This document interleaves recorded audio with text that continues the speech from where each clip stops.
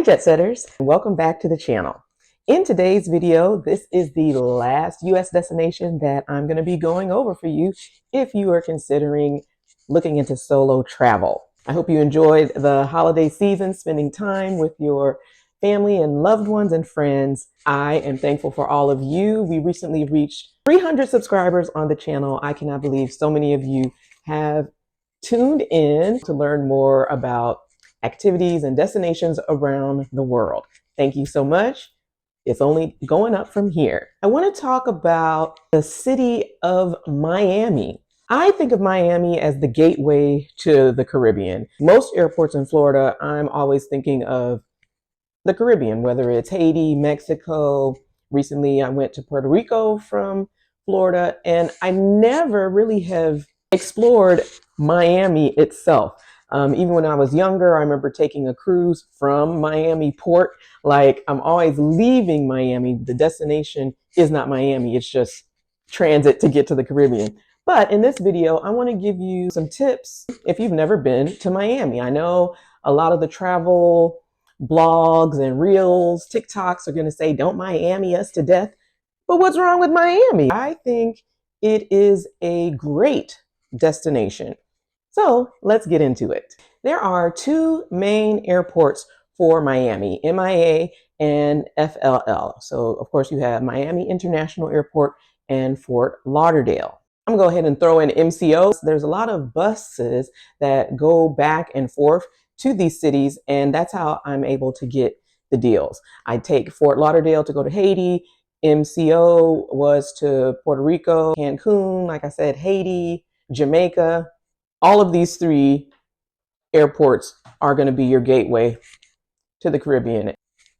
This is where you're flying from, you guys. Miami Airport, it is very popular. People are going there, booking cruises, flights. So you are going to need to have your documents ready, have them together. It's a very busy airport. Please remember your passport. Sometimes travelers forget their passports at home, and then you get to the airport and it's kind of a frenzy because you don't have your documents. You are going to need a passport if you are leaving the US. Now, Puerto Rico, that's the only one where you're not going to need it. You know, US Virgin Islands, those US territories, you don't need a passport. But if you are going to the Caribbean islands, please make sure your passport is ready with you, it's available, and have your documents. You know, of course, the boarding pass that you get from checking in, and whether it's on your phone or paper. I see a lot of people scrambling around at TSA when they're trying to check you, you know, so that you can go through security. Just have it ready. And while we're on the topic, a lot of people, maybe first-time flyers, they are just prolonging the line. Untie your shoes, wear some comfortable ones. If you don't have TSA pre-check, because just not knowing what to do is holding the line up. It's one of the reasons why I am not too fond of MCO, because it's more family-based airport. You know, people coming to Disney, and those lines are massive. I'm going to do an Orlando video at some point, but I'm just including a pinch of it in this one because passengers, you guys need to have your stuff together. While you're in line waiting, have your documents out, maybe get your laptop out, electronic devices that need to go through. If you don't want to be bothered with any of this, just do TSA pre-check, and you know they have a separate line for you. Sleeping in airports. I've done it. Some of my TikTok friends told me they've done it. MIA is a very, very cold airport. Usually my excitement is high because I'm going to the Caribbean, and why am I going to spend hundreds of dollars on an airport hotel? MIA has one. I walk by it all the time, and this is an airport where you're going to see people sleeping. You don't know, maybe they missed their connection. A lot of them want to avoid those hotel fees, and then by the time you get to your hotel, let's say you have an early flight in the morning, are you really even getting any sleep? Because you have to wake up and get back to the airport to check in early. You might as well just spend some time at the airport. If you want to get more information on that, sleepinginairports.net, and they give you information on which cities have better airports. Last week I told y'all about Dallas. DFW is a good one for this. I feel no shame of sleeping in an airport. I did it for Haiti. Haiti, I needed to be there early. I'm like, what's the point of being at the hotel? You might want to arrive refreshed and ready for, your island, but I just used that money when I was in Haiti because I flew from Florida. All right. MIA, you're going to get good flight deals as well. This would be a couple weeks out. I last minute decided to go to San Juan for my birthday. Happy birthday to me. And I was noticing that MIA had some cheap deals one way on Spirit to and Frontier to San Juan. I'm talking $40, $50, right? MCO had some cheaper too, but I waited too late. And by the time I was ready to purchase, this was the week before, okay? The prices have gone up for MIA, significantly higher. So I took the Flixbus from MIA to Orlando, and then I flew down to San Juan. This was a special experience because I tested out Spirit's big seat. And let me tell you how I was able to get it. Okay, so Spirit has the big seat where you can pay for it up front. With these low budget airlines, you are going to have to pay extra, whether it's extra for your bags, extra for seats, what have you. However, when I purchased the flight from MCO down to San Juan, Spirit sent me an email about bidding for the big seat. And someone told me this on TikTok. Thank you guys so much, because I did not really know how they did this. So I opted to bid the lowest, which was $12, because in my mind, I'm like, why would they give you a big seat for such a low price? They also offered exit seats, which was maybe $6. And I just waited to see. The thing about it is, Spirit is going to send you another email that says you've been outbid, but that's not really the case, you guys. They just send this to you so you can send them or give them more money. Once you've done that initial bid, I wouldn't pay anymore. I would just sit and wait. What happened with me the day of the flight, they told me that my bid had been confirmed, and boom, I got seat 1A. This is at the front of the plane. Yes, I know it's Spirit. It's not really first class. You don't get any free beverages or snacks. However, you are at the front of the plane. There's nothing better than being in the front, boarding. Now, boarding first, I don't really board first. I'm always doing other things. I told y'all before, I'm filling up water bottles, going to the bathroom, just walking around. You're at the front of the plane. Like, there's nothing better. I was so excited talking to the flight attendants about my big seat. The seat is large. You can see it here. It has lots of legroom and space. You are sitting next to another passengers. I think maybe there's 8 on the Airbus plane that they have. But man, the big seat. I love flying in the front on my birthday. The only other time I did this where I was in seat 1 was to Kenya on Qatar Air. Man, such an experience. So again, Spirit Airlines, you guys have been amazing for many of my trips. Thank you so much. I enjoyed the big seat. Let me quickly talk about Resortpass. Miami has a lot of great destinations if you were considering day use, daycation, or Resortpass. Basically, these are the 4 or 5-star hotels that give you a chance to experience their pools, their outdoor areas for a fee. Florida has the majority of these places in the US, and it is fantastic. I was able to visit the Pullman Hotel, and it's very nice. I stayed there most of the day. I needed to do some work. I had some classes to attend to. Their Wi-Fi was good. You can get bring your own hotspot too if you want to do that. And they offer shuttles for you. And they offer shuttles to hotels. It just so happens that these hotels are offered on Resortpass. If you are flying in, you want to hang out at the pool, try Resortpass. This is not sponsored. Later in the transportation section, I'm going to talk about in detail the Miami Mover. Their transport is very simple. If you're trying to get to the city, they have a bus number 150 if you're trying to go to South Beach.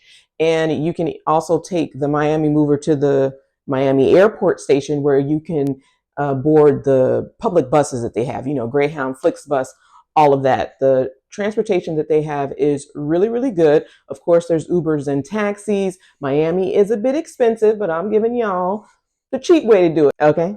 Accommodation in Miami is reasonable. Hear me out. Hear me out. Miami is an international destination. Travelers from all over the world come here, which means you're going to be able to get budget prices. I was amazed at how many hostels I found that are in Miami. I didn't even know. If you go to Hostel World, there's at least 8, and they are reasonably priced, you guys. Looking at my list, the highest price might be $50 a night, and that's at the Generator Miami. That Generator is known around the world too. I've stayed at the Generator before, and I was very impressed. I did not realize that Miami is such I should have known. I just didn't think about it because usually when I'm talking about US hostels, it's kind of like, don't do it, right? But Miami, it gives me the feel like I am outside of the US. So a few I want to mention: Casa Rosa. This is an all women's hostel. If you are uncomfortable with the idea of mixed gender in the space, in the dorm, go here. I was going to check it out, but I enjoyed where I was and really didn't feel like moving around for just review sake. I stayed at Art Gardens Hostel. The manager is Chris. He is pretty cool. I was traveling by myself. I stayed there a few nights. The first nights, I ended up having the whole room to myself. There were 4 beds in there, but no one else had checked in. I'm not saying the entire place was empty. I heard other people in other rooms. For me, I had it to myself. That means you have your own bathroom. The place was spotless. If you have a good manager of a hostel, they need to communicate to you. This was the case at Art Gardens Hostel. The decor is a little funky, but I enjoyed my stay. It is a bit of a walk from the Alapata station. That's the neighborhood I was in. Some people are telling me, yo, Janelle, the places you were going, you shouldn't have been going to in Miami, but I'm here to give y'all the deal. Like, I'm here for a good time, not a long time. But no, seriously, I will get to safety tips later. Art Gardens Hostel, they have a small kitchen area. There is a TV, for you to connect your Netflix, whatever shows that you want to see. I saw a guy, he was watching The Crown like the entire time, every time I went into the kitchen area. So that was cool. And just being able to talk to other travelers. I think he was from Argentina. You get to meet a lot of like-minded travelers. I've said this before, and you get this by staying in hostels. Another one to look at is Freehand Miami. I might have mentioned Freehand before. They do have one in Chicago. I'm not sure about the one in Miami. It's $30 a night. That's a reasonable price. Beach Bikini claims to be the cheapest. That doesn't mean it's a good thing. It is $20 a night, but the reviews, even on Hostel World and Google, are not high for Beach Bikini. This one is in South Beach, so just be careful. Beds and Drinks, I've heard good reviews from them. Go to Hostel World, put in your dates, and then match it up with Google. Read all the reviews that you can. You can even go see if they have an active IG or TikTok. There might be some deals. Again, this is not sponsored, but Booking.com has me on their 3rd, whatever the tier is, and they're always giving me discounts. So I want to thank you, Booking.com. They are located in the Netherlands. I appreciate you guys always hooking me up. Art Gardens Hostel, I think it was around maybe 25, 30 for the night. And I just kept extending nights until I flew out, went to Puerto Rico, came back, and then I was there for a couple more nights. It was a pretty pleasant stay. Some people might not like sleeping on, those little cots. They're not cots, but, the dorm beds. I'm so exhausted from walking around these cities. It's pretty easy for me to fall asleep quickly. This is why I am not filming in those locations, because sometimes the lighting's not good. It's just not set up well. They also did have good Wi-Fi, though, for uploading. In the future, as the channel grows, I think I might need to invest in a studio space just like this where I'm comfortable, but I don't see myself filming, doing YouTube videos like this while I'm traveling in these destinations. Anyways, I'm off topic. This is where to stay in Miami. There are so many things to do in Miami. Not all of them involve partying. I'm going to tell you what I was able to explore. Miami has these cultural neighborhoods. A lot of people from the Caribbean have chosen to live there. I'm talking about Little Haiti, Little Havana, Calle Ocho. Both of these areas are explorable. Someone told me, don't go to Little Haiti, it's not safe. For me, I was there during the time towards the end of Art Basel. They had a lot of art galleries. They have the Little Haiti Cultural Center, and I walked around and was fine. This is where the food is. You can't be scared of everything, you guys. I always say be mindful of your surroundings. Little Haiti is a burst of culture that celebrates Afro-Caribbeans. You're going to have art, music. You can go to the Caribbean marketplace. When I went there the first time, it was kind of empty, not much going on. They were having a private event, and I was talking to security. They were like, "No, you can't go in. If you go to the cultural center, they will let you in. They have a little video playing for you. You can see the history of the flags." I have been to Haiti. I went to Cap Haitian. Some of you remember that on my Instagram. I'll do a video on that in the future. If you have not been to the Caribbean, Miami is a good place for you to go. You could start out with Little Haiti. And of course, Little Havana has the Cuban culture. I was able to see parts of this. I was on a bus tour. Thanks again, booking.com. They introduce you to the Cuban coffee. I was able to venture out and see a little bit some of the art. Like I said, Art Basel was still going on. It was close to the last day, I believe. And I went to Domino Park. Here's where you're going to see the locals gather together. They're playing their games of bones. It's really interesting and cool to interact with them. It reminded me of when I was in China, seeing the people play games similar to this all the way in the east. You can go to the Cuban cigar shops. There's plenty there. And it's just a lively area. You're going to hear music in the streets. And there's also a walk of fame that celebrates the Latin American celebrities. A great reminder of Cuba if you have not gone. I've been to Cuba. I've been to Haiti. So it's really cool to visit Little Haiti and Little Havana. Now let's get into the art district. Miami is known across the globe for the art that they have there. I visited the Wynwood area. I went to Wynwood Walls to see all of the street art and the graffiti. This was during Art Basel, so of course it was crowded, jam-packed of tourists. That whole neighborhood of Wynwood, it's a lot of people. The art is fantastic. I mean, there's nothing like it. In Wynwood Walls, I was able to see some of the artists working on their pieces. It's really good to get, that behind the scenes. They even offer street art where you can do it for yourself for about 1 to 2 minutes. So I tried to do a little bit of that myself.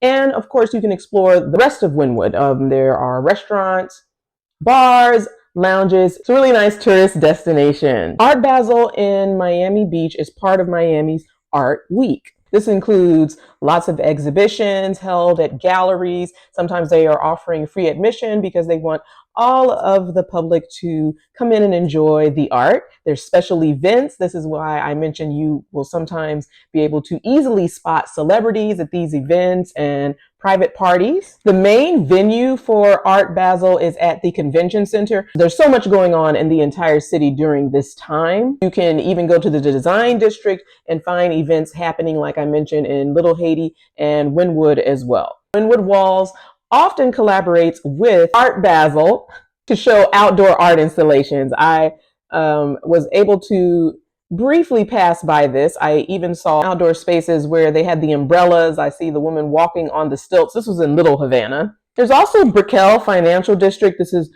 where you're going to see a lot of the skyscrapers. It's the business district. And there is a nice shopping area there too. Brickell is a destination for the luxury traveler. It's a lot of high-end eateries, upscale restaurants. If that is your vibe, you are going to enjoy Brickell. I'm not going there for shopping because the price is going to probably be high, but it's still cool to walk around and everything. Of course, you have the mansions, the celebrity houses that you can see. They started out in South Beach. I was able to see Ocean Drive. We also did a boat tour where I could see the celebrity mansions. I really like the port of Miami because that's where you see all of the cruise boats. They had the beautiful Royal Caribbean Oasis of the Seas parked there. They also had Virgin Voyage. I think it was the lady one, I'm not sure. So you see all these massive cruise ships. It's just exciting. I like always visiting ports. Thank you, booking.com. I was able to get the Miami tour. It was a few hours with them. It's like $7. They're always giving me discounts, you guys. I have to thank them for that. And I was able to see Miami in a few hours. Like I said, we did South Beach, went back to downtown, we saw Wynwood, and I was very impressed. You do not have to spend a lot of money to do these tours, you guys. And you could see all of the city. I did miss going to the beach. I had just got back from Puerto Rico, which has the most beautiful beaches, but Miami's aren't too bad either. I'm going to have to go to those and bathe in the sun next time. South Beach, as we were doing the tour, I was able to see the Versace mansion. We passed by both of the outdoor gyms that they have, and we saw the tents that they were hosting for Art Basel with all of the art galleries. If you are an art lover, you have to go during this time. I'm always traveling during my birthday. Sometime in the future, I need to go to Art Basel. I really think I would enjoy it. And you would too. Now let's talk about transportation. Miami-Dade is doing a lot with their transportation system. Currently this month, really from mid-November until the end of December, the public transportation has been free. So this was easy for me to get around. I took the Miami Mover, of course, from the airport. I went to Miami Airport Station. I took the buses because I was trying to get to Orlando, MCO, to get to San Juan, and I even took the buses around. This is only temporary, okay? They are going to be implementing the fares in the new year, 2024. So you are going to want to go to their transportation site and see the prices. It's a good system. Sometimes the buses are not on schedule, but they are frequently running, so you aren't going to have to wait too long. And at the airport, I mentioned there is a bus that goes directly to South Beach. It's number 150. Miami has walkable neighborhoods such as South Beach, Wynwood. If you are into bike riding, that is going to be one way of getting around, and you can enjoy all of the views. There's also the Miami Mover that offers free transport if you're going to go to the Brickell Financial District. The Brickell Loop, it circles downtown Miami, and then it's going to get you to Brickell and the Financial District.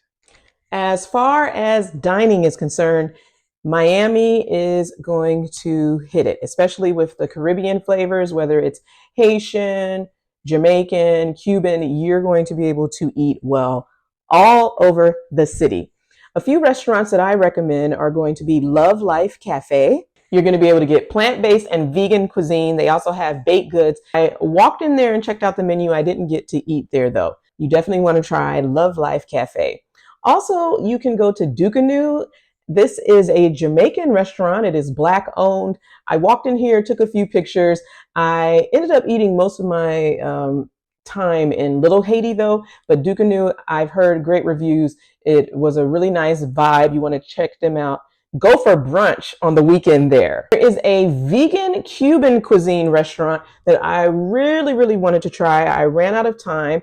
There you can get Cuban treats. I could walk into a lot of these hole-in-the-wall places. One time I went into a gas station near my hostel. I was able to get some good Cuban breakfast. Just make sure that you know the correct Spanish words. It's easier if you can tell them, because you're not eating meat, what you want rather than trying to have them suggest something for you. Because I remember I was trying to order something and they were like, oh, okay, pescado. I'm like, no fish, no pescado, no carne, no nada. I usually just say it like that and they start laughing because I'm just telling them, rice and beans is okay. I want some plantain, maybe a little salad, avocado. Make sure you know enough Spanish so you can get a lot of tasty food at these Cuban spots. So the holes in the wall, even the gas station. I enjoyed my desayuno there. I had fries with eggs. You can tell them that you want it scrambled. I also had their cafe con leche. Of course, had their Cuban toast. It's a pretty filling breakfast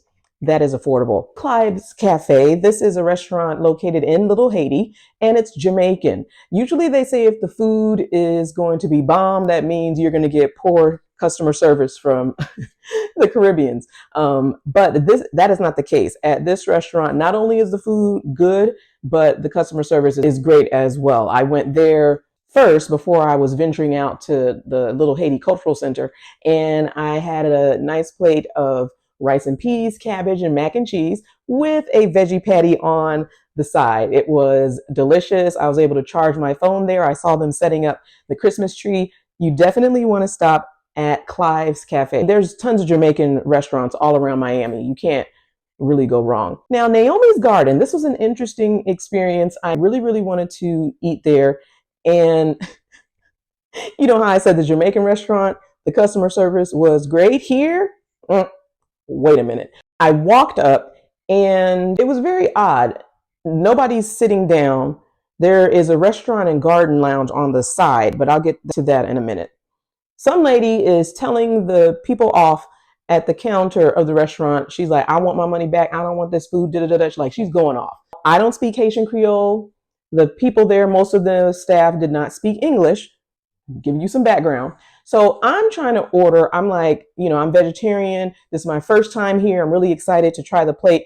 This is around maybe 8 p.m. on Saturday night in an area that I probably should not have been in. I'm just going to say that. Other people around me are ordering. I was able to find staff member who spoke English. So I got my plate. It was loaded. It looked amazing with mac and cheese, legume, rice and peas. Like, the portions are gymongous, and some other things I said just surprised me with whatever the veggie sides are. It's time to pay. The lady's mean mugging me. I'm like, what is the issue here?